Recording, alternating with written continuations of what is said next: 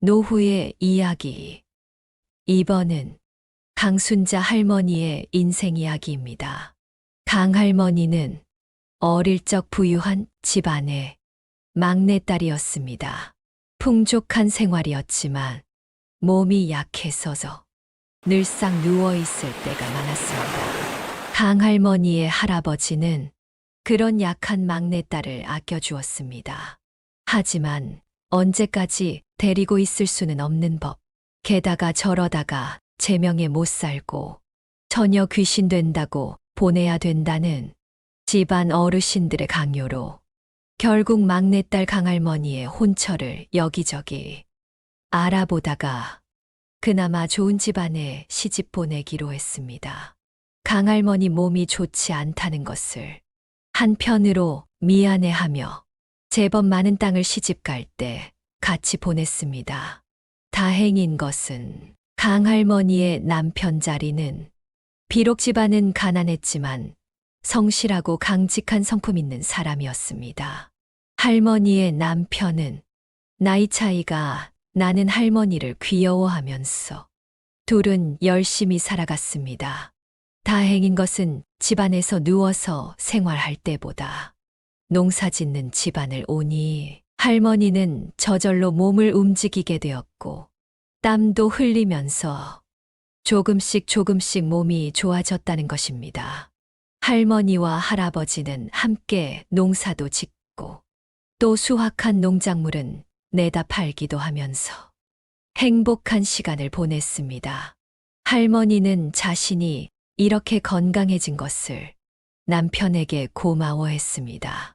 비록 어릴 때 부유하게 살던 때와는 비교할 수 없이 가난해졌지만 오히려 지금이 태어나서 더욱 사람 사는 것 같이 활발하고 행복하다는 생각이 들었습니다.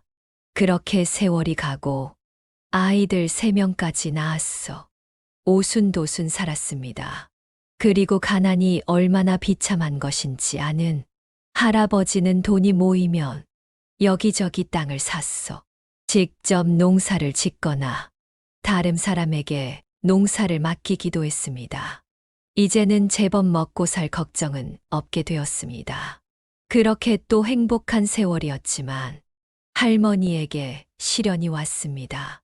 집안 대대로 지병이 있는 할아버지 집안은 대를 건너서 젊어서 죽는 요절을 하였는데 이번에 그렇게 되었습니다. 어느 날 아침 피를 토하는 할아버지는 몇 달을 앓다가 결국 세상을 떠났습니다. 마치 모든 것이 갑자기 변한 것 같은 세상이 되었습니다. 할머니는 마치 악몽을 꾼 것 같은 나날이 계속되었습니다. 밤에 울다가도 아침이면 이 모든 것이 꿈이려니 하고 희망을 가지고 잠들었습니다. 하지만 아침이 되어도 변한 것은 없었습니다. 그렇게 하루하루가 지나갔습니다. 할머니의 몸은 많이 약해졌습니다. 누워있기를 몇 달째 했는지 모릅니다. 집안 살림은 어떻게 돌아가는 것인지도 챙기지 못했습니다. 그렇게 정신이 없던 날들이 이어졌습니다. 그러던 어느 날 집안에서 나는 큰 소리에 할머니가 힘들게 몸을 일으키고 일어났습니다. 소리가 난 곳을 따라가 보니 부엌이었습니다. 그릇은 여기저기 널려 있고 난장판이었습니다. 그리고 엄마가 오자 놀란 아이들은 주눅 들어서 고개를 숙이고 있었습니다. 아이들 모습을 보니 한숨이 나왔습니다. 아이들은 그 몇 달 사이 추레해지고 다들 떼국물이 흘렀습니다. 아이들의 모습과 얼굴을 보니 할머니는 그제서야 갑자기 정신이 번쩍 들었습니다. 내가 지금 뭐 하고 있는 건가? 내가 슬픔에 빠져서 정신을 잃은 사이 이렇게 아이들은 지들끼리 뭐라도 만들었어. 먹고 살기 바빴구나. 내가 이러고 엄마라고 할 수 있나 하고 자책했습니다. 엄마가 미안하다. 그날 강할머니는 아이들과 부둥켜 안고 미안하다, 미안하다를 반복하며 펑펑 울었습니다. 엄마가 울자 아이들도 따라서 펑펑 울었습니다. 그동안 자기들이 울면 혹여 엄마가 더 슬퍼질까봐 크게 울지도 못하고 어디선가 구석에 숨어서 숨죽이며 울던 아이들이었습니다. 강할머니는 아이들에게 약속했습니다. 오늘까지만 우리 울고 앞으로는 강해지자고. 그리고 그날 한없이 울다 진이 빠질 때까지 꺼이꺼이 울고 울다가 지쳐서 잠들었습니다. 그 다음 날부터 할머니와 아이들은 집안 청소부터 시작했습니다. 그래도 다행인 것은 방학 기간이라 다들 시간이 있었어. 함께 할 수 있었습니다. 하루 종일 여기저기 청소하고 이제 버려야 할 물건은 다 버리자 하고 마당에 버릴 물건도 모았습니다. 다들 무엇인가 몰두할 일이 필요했는데 이제야 할 일을 찾은 것 마냥 다들 말없이 일만 했습니다. 그렇게 밤이 되자 강할머니는 말했습니다.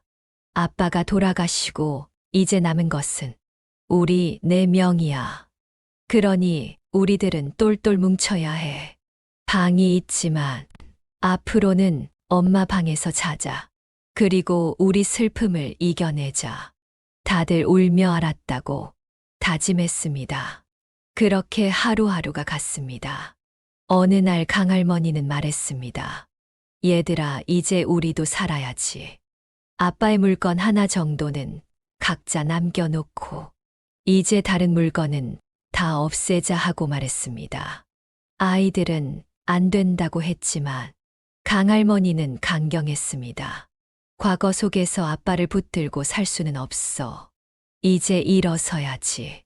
그날은 또 4명이서 부둥켜 안고 실컷 울고 또 지쳐서 잠들었습니다. 그리고 며칠 후는 아빠의 유품 정리도 했습니다. 강할머니는 아이들에게 말했습니다. 너희들이 아직 어리지만 그래도 현실을 알아야 해.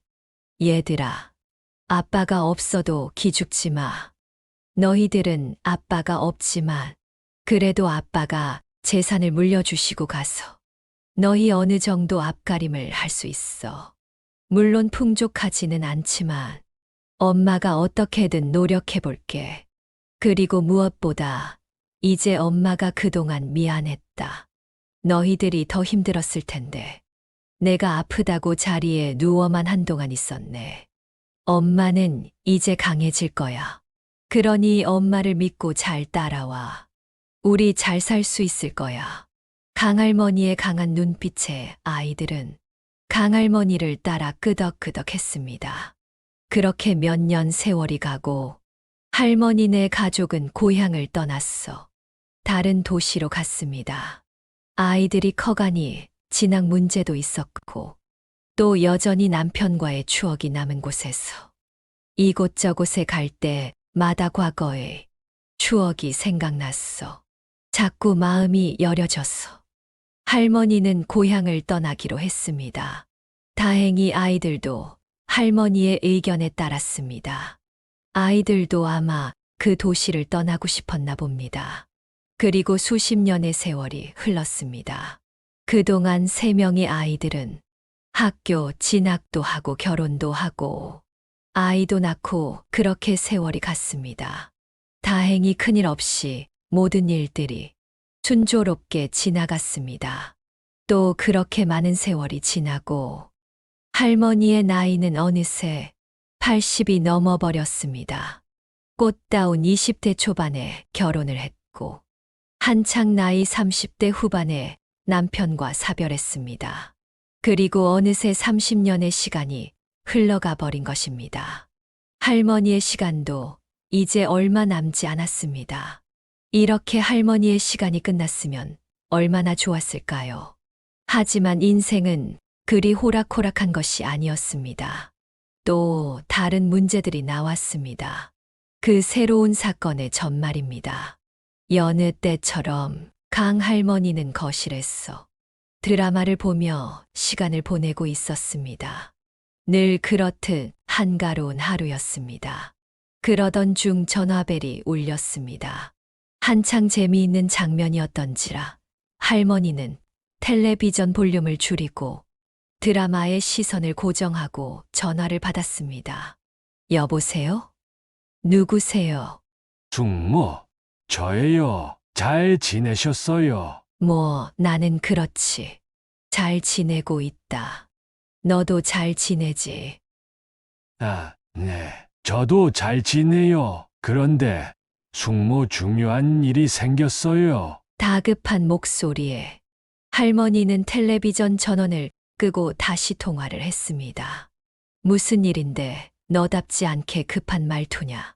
나이 들어서 갑자기 전화 오면 대체로 누군가 돌아가셨다는 소식이 많았던지라 할머니는 걱정되는 목소리로 물었습니다. 미안해요. 놀라셨겠네요. 제가 급하게 말해서 죄송해요. 다른 건 아니고 땅이 개발된다고 보상금 신청하라고 하네요. 할머니는 다행히 좋은 소식이라 안심했습니다. 아이고, 그렇구나. 그 땅에 개발 호재가 생겼나 보구나. 그런데 그 땅은 팔기가 그런데 할머니는 말끝을 흐렸습니다. 그래도 이렇게 좋은 기회에 정리해야죠. 다들 지금 큰돈 받게 생겼다고 잔치 분위기여요. 여기야 평생 이런 큰돈을 만질 일이 있나요? 그래 하여간 좋은 소식이구나. 할머니는 조금 더 생각해 보겠다고 하고 전화를 끊었습니다. 이 땅은 할머니에게 각별한 땅이었습니다. 오랜 세월 동안 할머니는 자식들 공부시키고 결혼시킬 때마다 땅들을 하나하나 정리했습니다.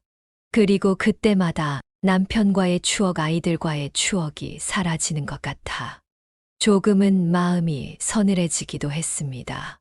그렇게 하나하나 정리하고 대부분 정리하였습니다.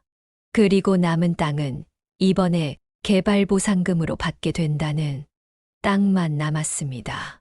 그 땅은 살아생전 남편이 할머니와 결혼하고 남편이 고생하며 처음으로 샀던 땅이었습니다. 살아생전 남편은 할머니에게 말했습니다. 여보, 내가 당신을 만난 것이 세상에서 가장 큰 행운이다 싶어.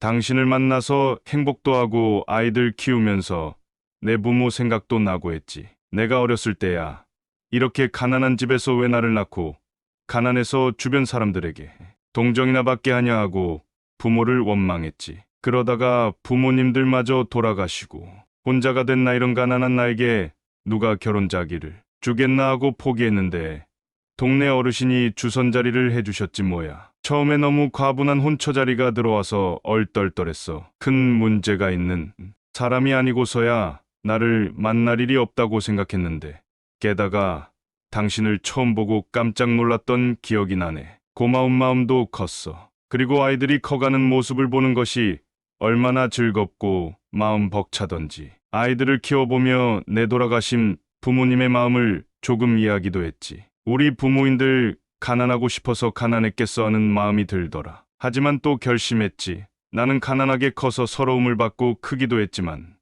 내 자식들은 그런 고생 안 시킬 거라고.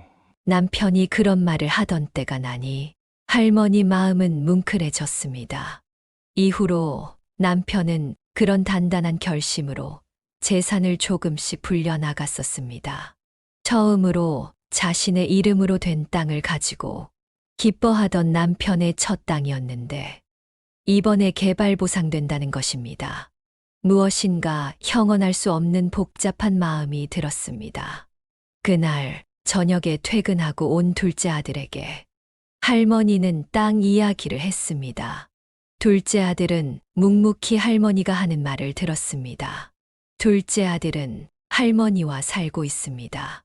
남들이 보면 할머니를 모시고 사는 것 같지만 실제로는 얹혀 산다고 하는 것이 더 적합할 듯합니다.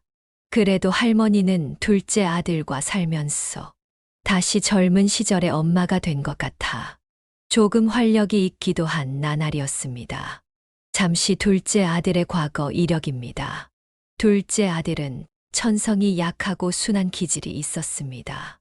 큰형과 막내 사이에서 치이는 면이 있었지만 특유의 느긋하고 신중한 성격으로 새남매가 잘 지내는 중심축을 오랫동안 해온 진득한 면이 있었습니다.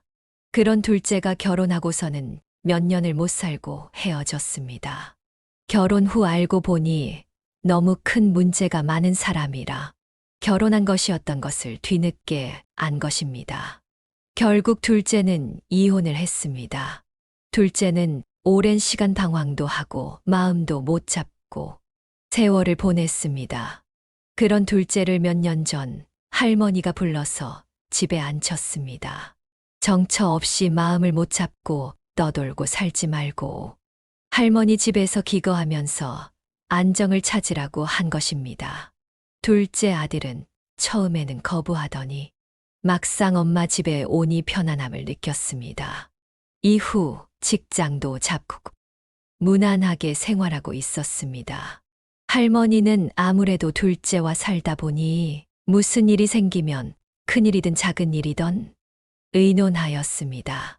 큰아들은 사업한다고 바쁘고 막내딸은 아이들 입시 준비한다고 바쁘니 아무래도 가까이 있는 둘째가 큰 의지가 되었습니다.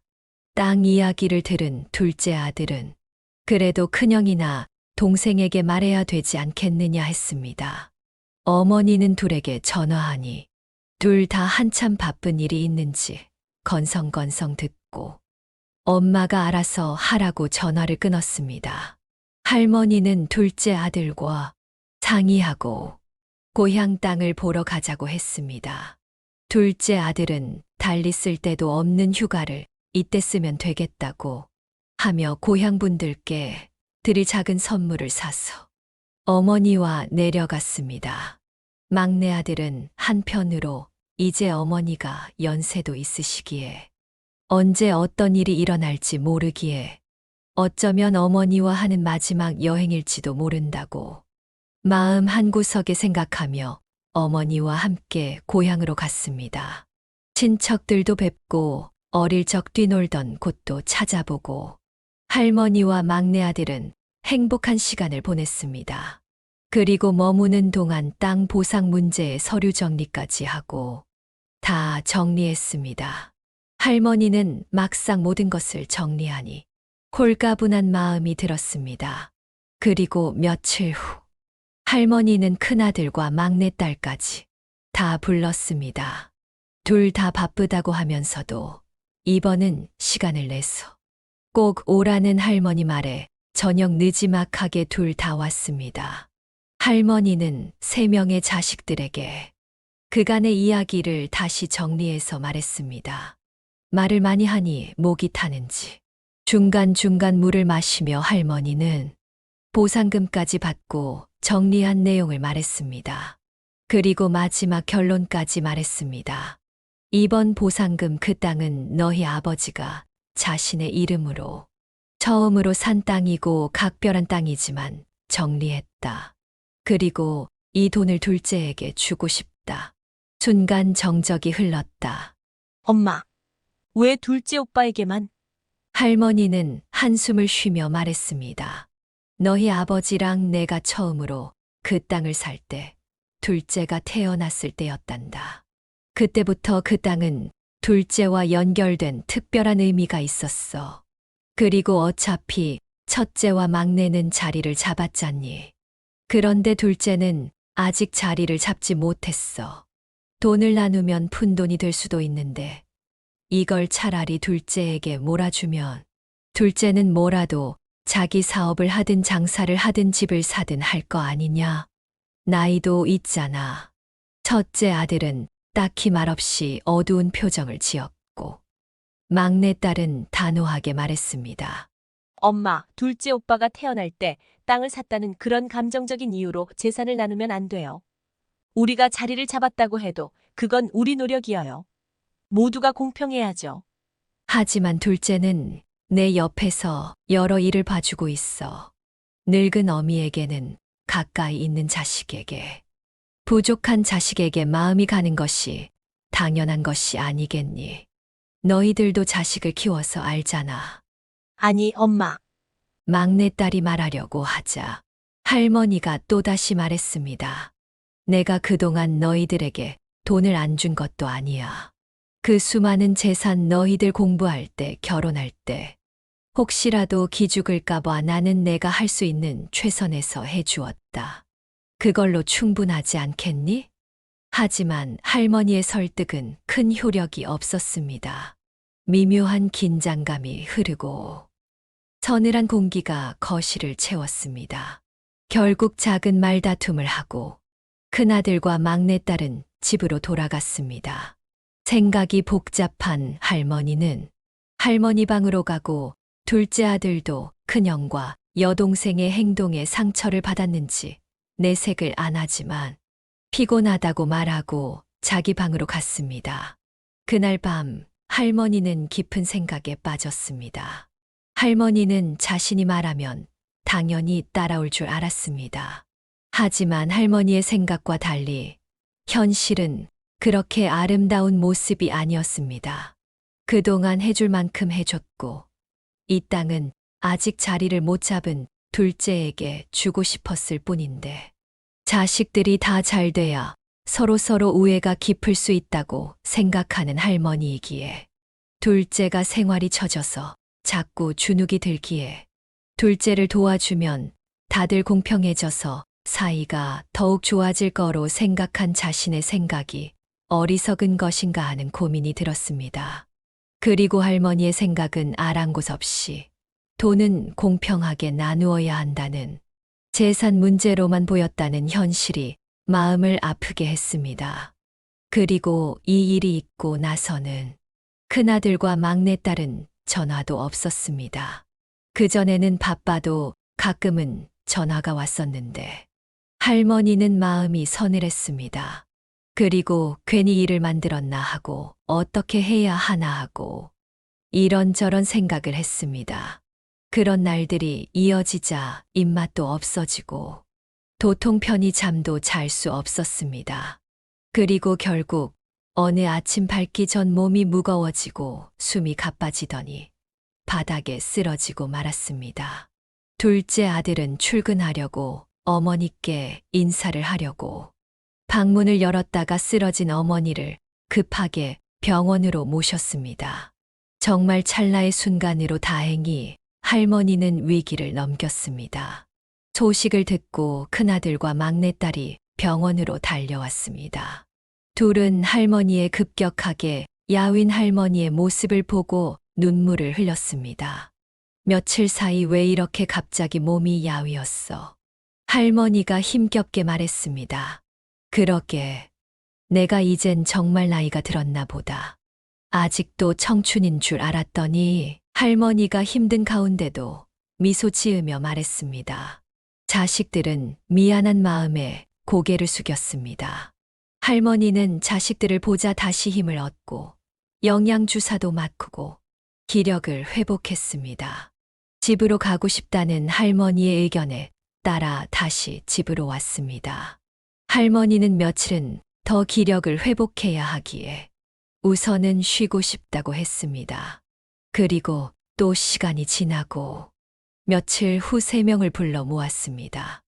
얘들아, 내가 이번에 죽을 뻔했구나. 만약 그렇게 갔다면 너희들이 평생 엄마에게 얼마나 미안해하고 불효했다고 마음에 남겠냐. 내가 죽지 않고 너희들에게 미안함을 주지 않아서 스스로 고맙구나. 할머니가 말을 이어갔습니다. 내가 이번에 쓰러지고 회복하는 그 기간 동안 큰 깨달음을 얻었단다. 그리고 생각한 결론을 말할게. 이건 너희들은 따라주었으면 하구나. 세 남매는 말없이 할머니 말을 계속 들었습니다. 보상 문제는 내가 지난번에 결정한 대로 둘째에게 줄 거야. 세금도 내고 그런 문제는 내가 보상받은 금액에서 다 해결할 거니 너희들은 걱정하지 않아도 된다. 그리고 이번 일을 겪으면서 알게 된 것은 나는 재산 문제로 자식들이 다툰다는 말이 남의 이야기인 줄 알았는데 내 자식들도 돈 앞에서는 별 수 없구나라는 현실을 알게 되었네. 세 남매는 부끄러운 마음에 절로 고개가 숙였습니다.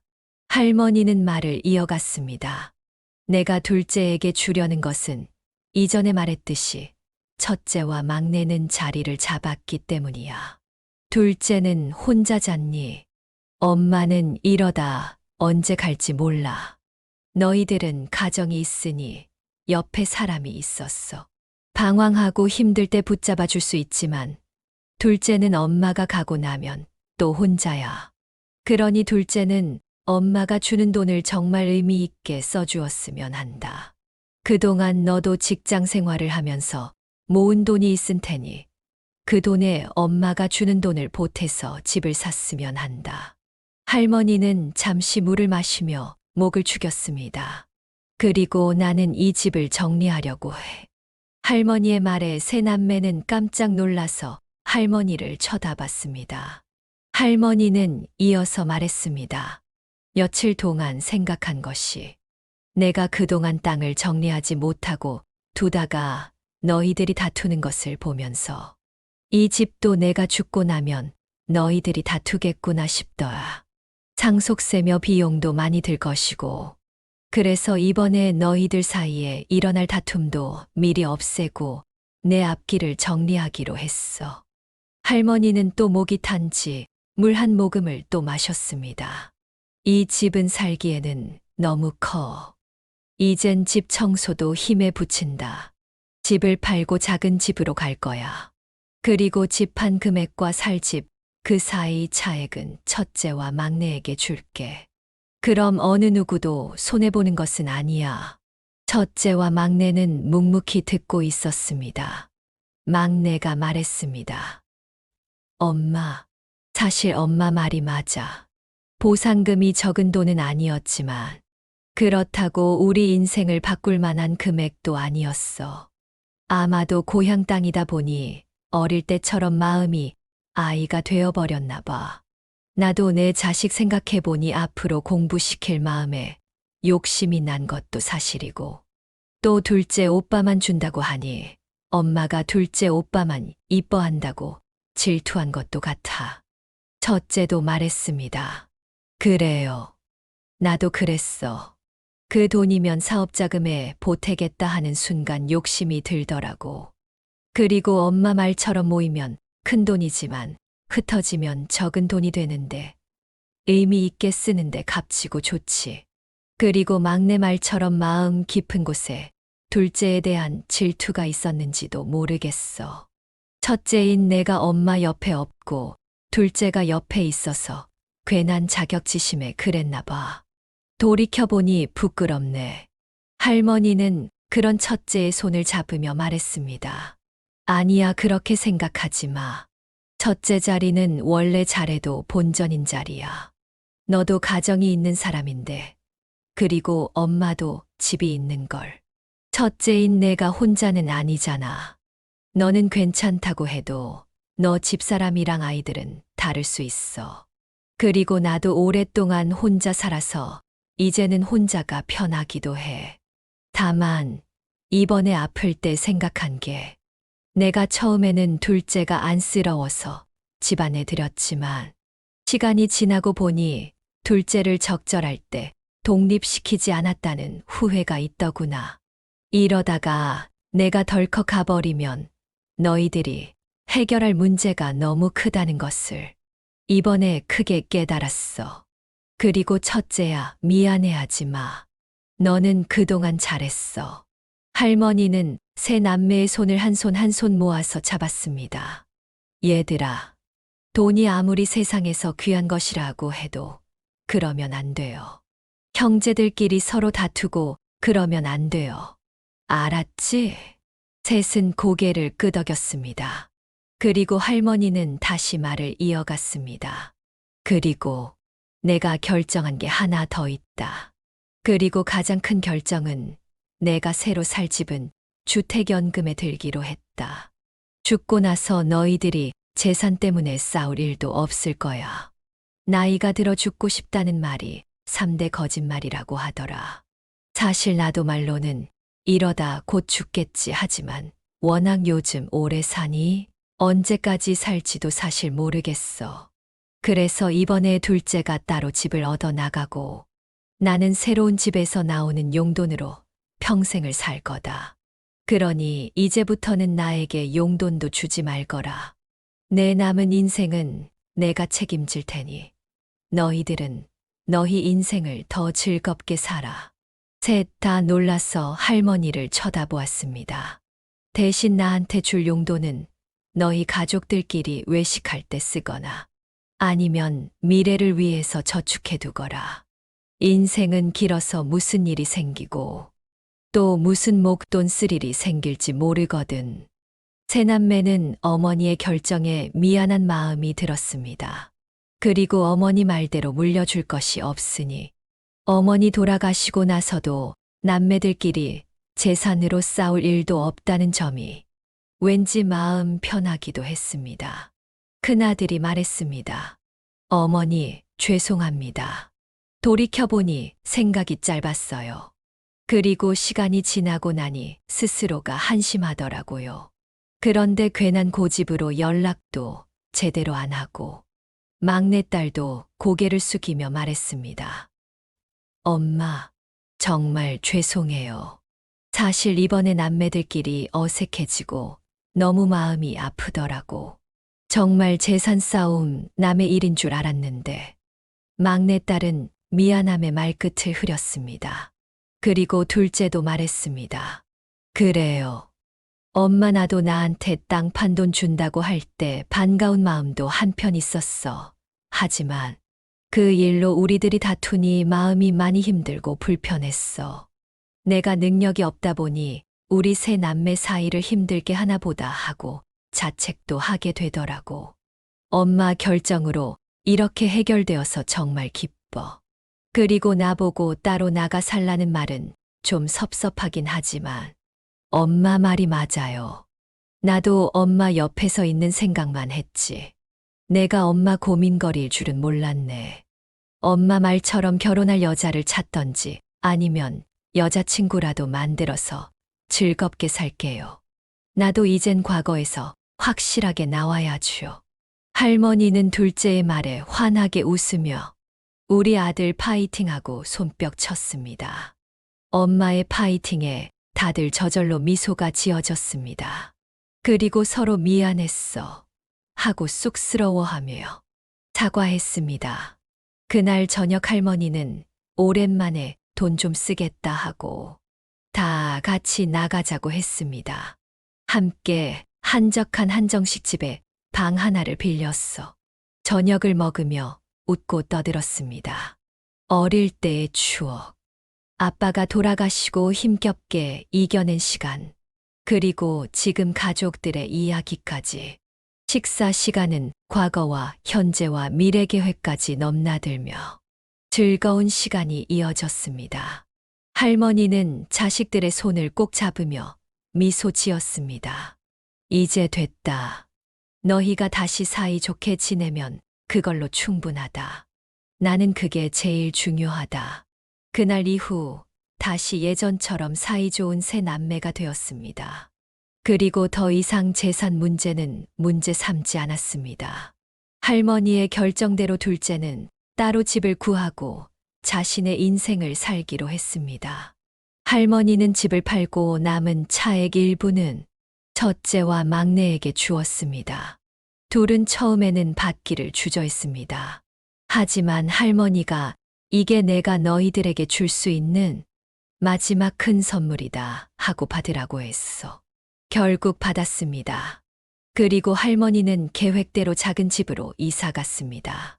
할머니는 그 집에서는 매달 나오는 주택연금으로 생활했습니다. 세 남매는 할머니의 부탁대로 할머니께 보내던 돈을 대신 가족들을 위해서 쓰거나 노후 준비용으로 저축했습니다.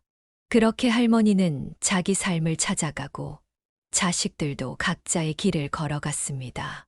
이렇게 강할머니의 이야기가 마무리되었습니다. 할머니는 젊은 시절 혼자 되어서 힘들기도 했지만 자식들이 있어서 그 힘든 시간을 잘 견뎌내기도 했습니다. 그렇지만 노년의 재산 문제로 가족 간의 작은 풍파를 겪기도 했습니다. 하지만 지혜로운 할머니의 큰 결정으로 모두 행복한 일상을 가지게 되었습니다. 품 안의 자식이라고 할머니도 이제는 성인으로 새 남매를 대하게 되는 계기가 되기도 했습니다. 그럼 할머니와 새 남매의 인생에 더욱 멋진 일들이 많이 일어나기를 기원합니다. 그리고 긴 이야기와 함께 해주신 분들도 오늘도 멋진 일들이 많이 일어나기를 기원합니다. 감사합니다.